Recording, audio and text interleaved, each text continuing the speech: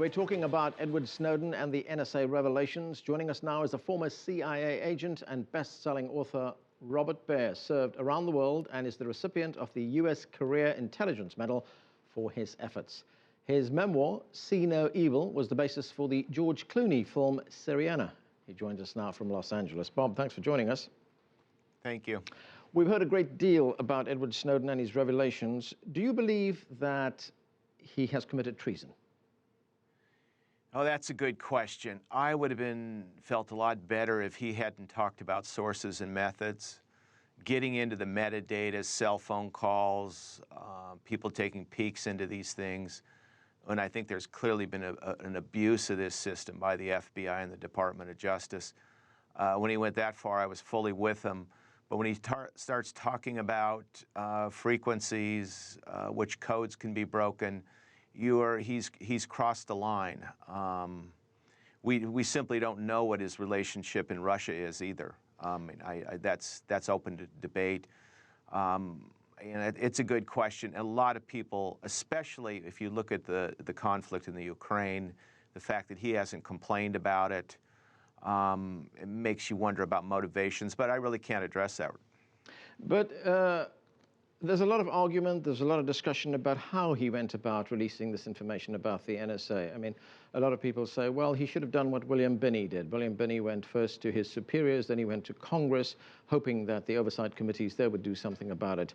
Edward Snowden says he did report this to his superiors, but nothing was done about it. Well, that's the National Security Agency. You look at General Hayden, who used to be in charge of it, and he just sort of denies there's any problem at all. I can see why he met a wall, and he should have gone to Congress first, to Dianne Feinstein, for instance, and if she still wouldn't have done anything about it and pointed out these abuses, and there are abuses, he should have gone under the front steps of the Capitol and simply handed off the thumb drive to the press and said, have at it. Should the NSA, and this is speaking broadly, be in the business of spying in the manner in which it did, and not just spying on people for reasons of preventing terrorism, but economic spying and spying on certain kinds of politicians, whether they be conservative or radical? Oh, it's absolutely, it shouldn't. I mean, the National Security Agency shouldn't be storing metadata. It shouldn't be, spying on Airbus or whatever it's spying on, or the German Chancellor. That intelligence is of no value at all. Germany is an ally. What they do, they'll tell us everything we need to know. They did it simply because they could do it. And that's a huge mistake. They overstepped their bounds. I mean, it's not, economic espionage is not justified in a democracy like the United States. And this is why the National Security Agency is in so much trouble. But what really disturbs me is the Department of Justice. Has it been taking a peek into the logs, telephone logs of journalists? And that question has not been answered yet. Yes, and it's also been used, some of the information which has been gathered by the NSA has been used by courts to prosecute criminals. Look, I can get into this metadata stuff and frame you for anything. I can take that to a court and say he's guilty of whatever, and then all rights of privacy are gone overnight. Once they take a single lead out of metadata, it doesn't show anything.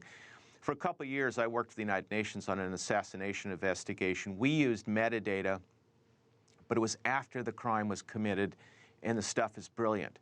But using it to predict terrorist acts and crime, it's worthless, and it's only an invasion of privacy. They have never caught anybody that they've ever made the case for, stopped a terrorism attack, simply based on the metadata of these vast searches.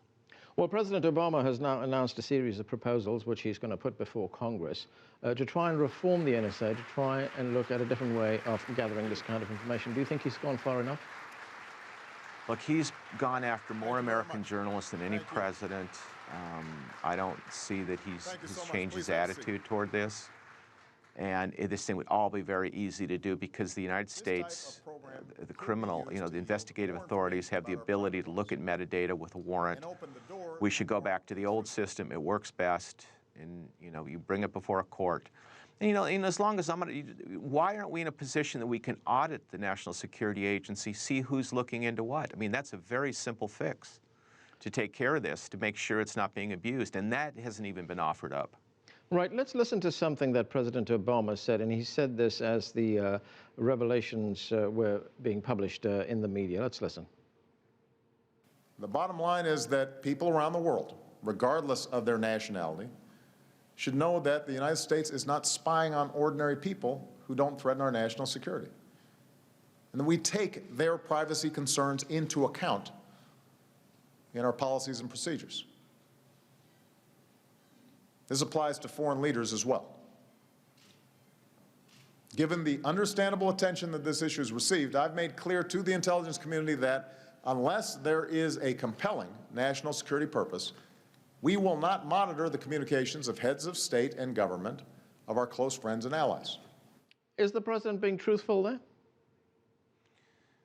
Look, it's the way you look at the degrees of separation. If, for instance, you start calling Hezbollah for interviews, you will show up when you come back to the United States on a checklist, and they'll get secondary questioning. Simply, they're looking at associations, data analytics, to try to pinpoint guilt, and it doesn't work that way. So I mean, they're parsing the truth on this. No, they're not listening and recording conversations of innocent Americans.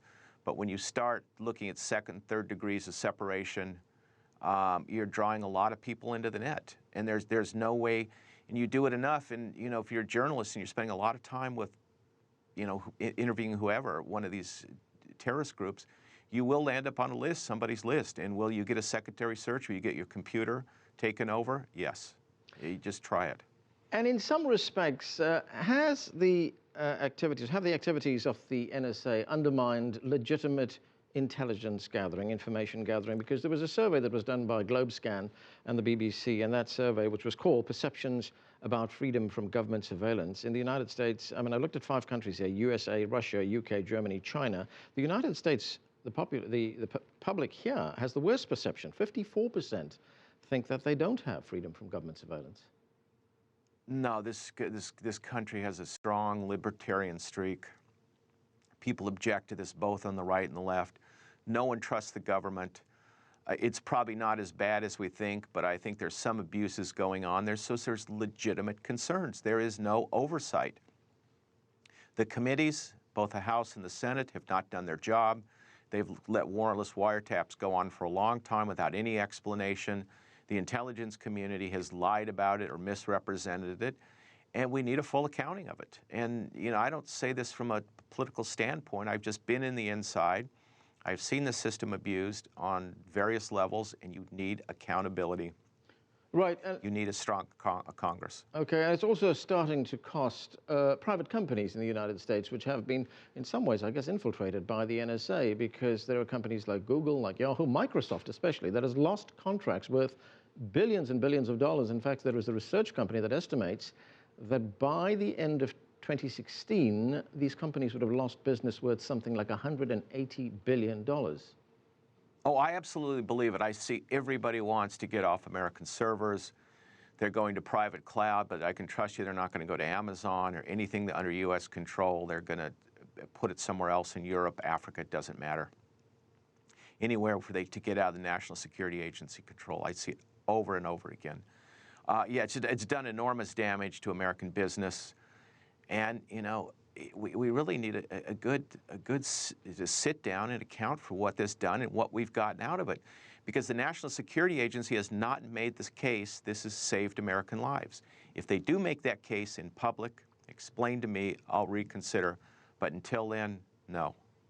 Well, in many respects, people ask questions like, well, if there was all this surveillance, how did the Boston bombers manage to carry out that act of terrorism? That was one. On the other hand, I know that the Department of Defense, as we've heard, is also a, as they say, customer of the NSA. How come they didn't know that, for instance, Crimea was going to be taken over by Russia at some point? I mean, were these intelligence failures, even with all this capability?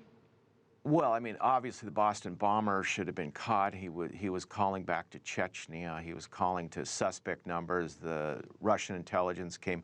He should have been on a list. He should have been on a list for buying explosives in Massachusetts and on and on. I mean, this whole idea of big data and algorithms is going to keep us safe is a way for American corporations to make money.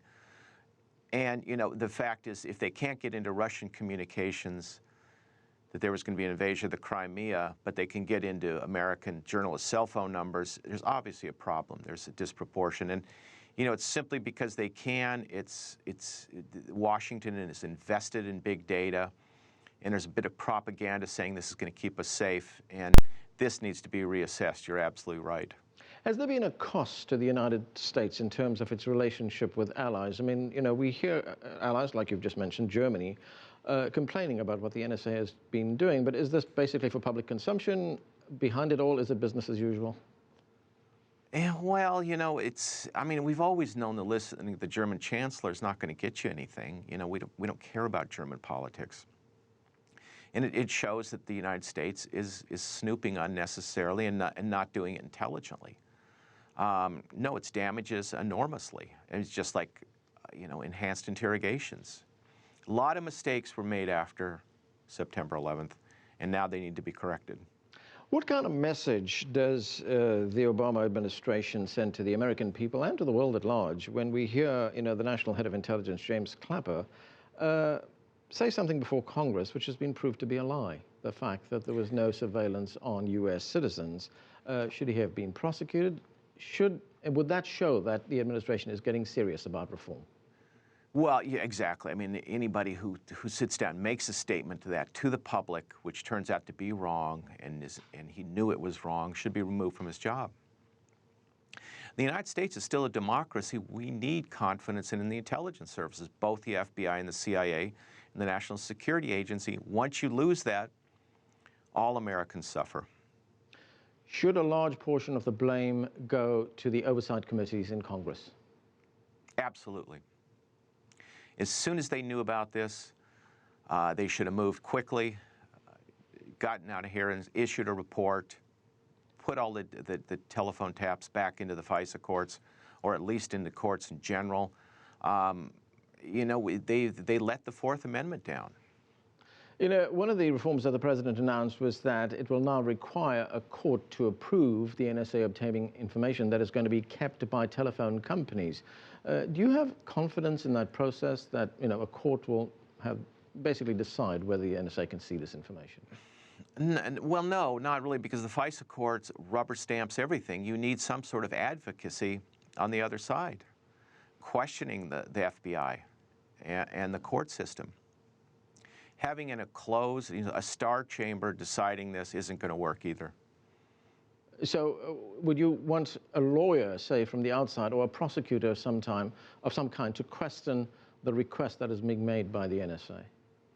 Absolutely. Somebody on the outside with some credibility, objectivity, can look at a FISA request and say no, or yes, or there's no problem. But we need confidence in the system.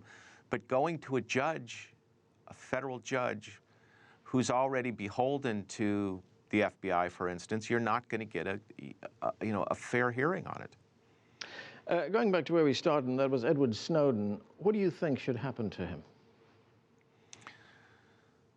Yeah, there we go. You know, I mean, he did a service by showing the abuses in the system. You know, I don't know. I'm not a lawyer. I don't know. I don't know what else. I don't know what the case against him is. I don't know what the evidence. As a former intelligence officer, I wish he hadn't done it this way. I wish he would have, you know, brought out a clear violation of the law, like in the Pentagon Papers. It would have been an easier case. I'm basically ambiguous. You know, okay. I suspected this was going on, but not until he brought the documents out did I know it for sure. Robert Baer, thanks for joining us, sir. Thank you.